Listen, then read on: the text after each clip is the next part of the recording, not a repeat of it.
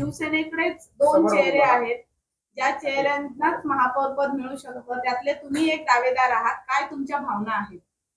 जय महाराष्ट्र. सर्वप्रथम आमचे लाडके उपमुख्यमंत्री एकनाथ शिंदे साहेब, खासदार श्रीकांत शिंदे साहेब, आमदार विश्वनाथ भोईर साहेब आणि आमचे शहर प्रमुख लाडके शहर प्रमुख रवी पाटील साहेब यांनी खरं तर माझ्यासाठी प्रयत्न खूप केले. त्यांनी मला जे नगरसेवक पदासाठी मला त्यांनी जे दिलाय, सपोर्ट केलाय, त्यासाठी मी सगळ्यांचे पहिले आभार मानते आणि असा सपोर्ट त्यांचा पुढेही राहावा. आणि आता जो आरक्षण सुटलाय एसटीचा, त्यासाठी मीही इच्छुक आहे.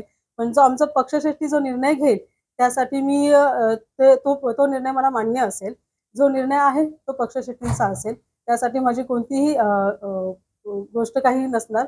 जो पक्षाचा निर्णय तोच मला मान्य आहे, बाकी काही नाही आहे. जय जय.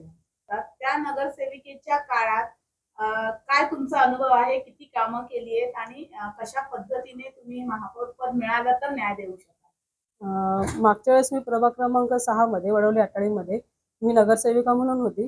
तर त्यावेळेस मी मूलभूत सुखसुविधा, रोजगार मेळावा, ह्या सगळ्यांच्या गोष्टी मी जे आहेत ते सगळी कामं केलेली आहेत.